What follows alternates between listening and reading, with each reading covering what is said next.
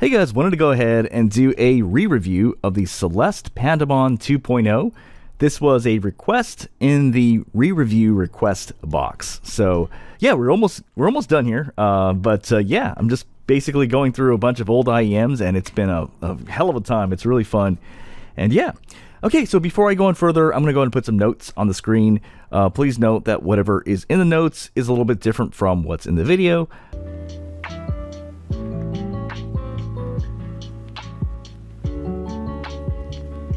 And yeah, let's get right to it. Okay, so basically what I'm going to talk about first is my guess regarding the tuning of this IEM, like kind of what it sounds like, because it is actually a pretty unique sound.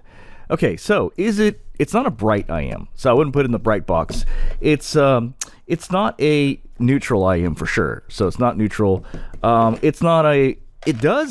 wouldn't put it in the warm poo box, so to say. But it does have tendencies of being a little bit warm in some areas, but I wouldn't put it here. In other words, to clarify, it's not quite exactly like Zgot Lush or Dust DSP, or like, you know, like it's not quite here, right? It's a little bit less warm than this, but it does have some warm tendencies to it.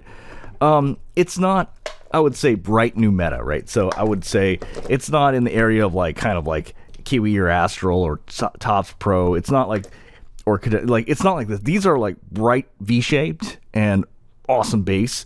It's not like these. So what it is, it's not really like, I guess you could say V-shaped, but these V-shaped IEMs are more extreme. In other words, it's not like a Tops Pro. It's not like a Defiant. It's not like a Swan NV. It's not like a Camper Silver Flash. So it doesn't belong here.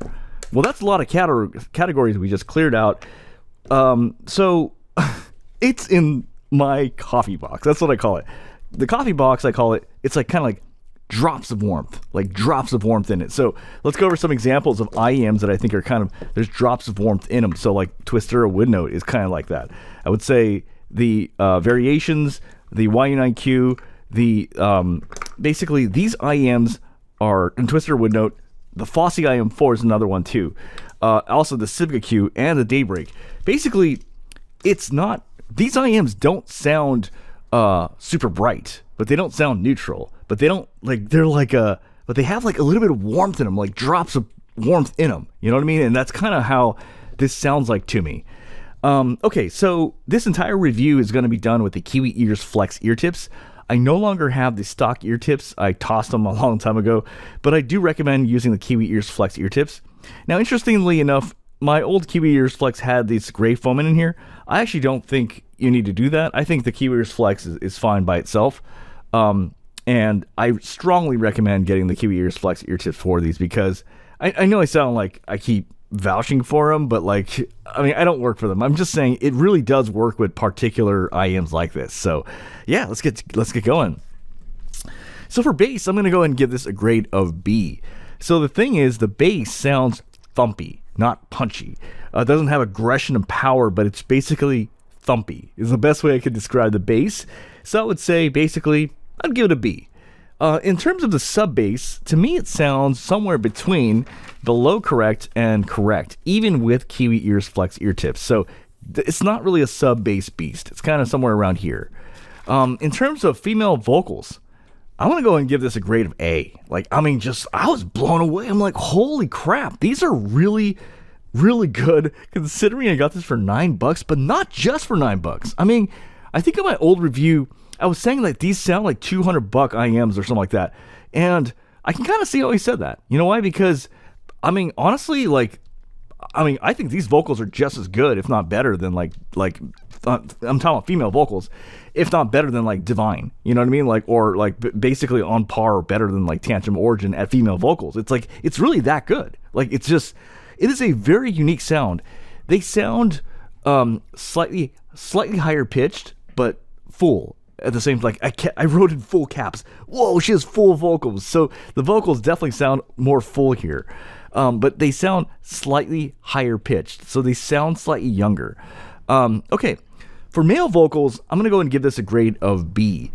And what I want to say, which I know sounds kind of illogical, but I just kind of want to say this. Sometimes I don't know the reason why. Like, I listen to it, and I'm just like, I can't explain. I don't know why. I just know it sounds good and not great, but I can't explain why specifically. And that's kind of what I noticed about when I listen to Justin's voice and Chris's voice. I'm like, it sounds good, but it doesn't sound great, but I can't give you the reason why. Now, incidentally, when I was actually monitoring with this, I was actually wearing this and listening to my own voice. What it sounds like is smooth. It's like smooth, but it removes some of the grit from the microphone. Kind of like there's a little bit of like warmth and kind of like that grit in the microphone. It removes that out, smooths it out, and it just sounds like smoother, but it removes some grit out of the microphone. I don't know how else to explain it, but I think that's what it's doing. Like, it's removing a little bit of grit from my voice. So take that for what it is, whatever that means. Okay, let's talk about basically, I would say, harshness of instruments. So basically, there was some harsh music coming in that I was testing, and I was basically trying to ask myself two things. How much do I have to drop the volume? And then second of all, how many times do I have to do it? Because there's 3 harsh tracks that come in, like track 1, track 2, and track 3.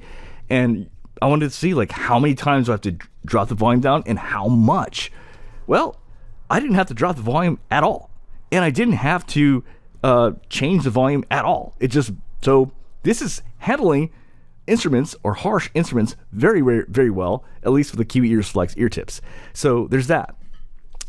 For vocal sibilance, as in like voices that are sharp, like how does it handle it? So basically, it's pretty damn. Basically at regular volume, you're getting 0 sibilance. And then at higher volume, you're going to get about basically medium sibilance. So this is actually pretty smooth when it comes to sibilance. The next thing I want to talk about is what is surprising about this. The Soundstage is wide on here. It feels genuinely wide, but this doesn't. This IM is not. I just reviewed Blessing 2 and Chew 2 like a few minutes. Today. I reviewed it today. Those are bright and they feel wide. This doesn't feel bright. This feels like drops of warmth in it, but it feels wide. So I remember typing in my notes, maybe is that specific to the planner drivers or planar drivers in here that's doing that? That's just because this doesn't sound anything like any sort of bright IEMs. Hexa, Blessing 2, Blessing 3, like EM6L, Timeless 2, no, this is warmer than those, but it has that soundstage that those have. And I got this puppy for $9. You know what I mean? So this is actually pretty insane, I would say, soundstage for what it is. The other thing I want to talk about is the separation. I thought the separation was actually pretty damn excellent on these. I was like, the vocals, the beats, everything was coming in. Nothing feels like mushed together or anything like that. Really well done. Comfort is excellent on these. I thought they were really, really well done. That's all I got to say. This is a really great set, and it's not just, it's good because it was cheap. It's good, period. You guys got to go get this. This thing is freaking hell of a deal. It's one of those things where it is definitely a unique sound. Sounds great. Just solid all around, and it's just super damn comfortable. You know what I mean? And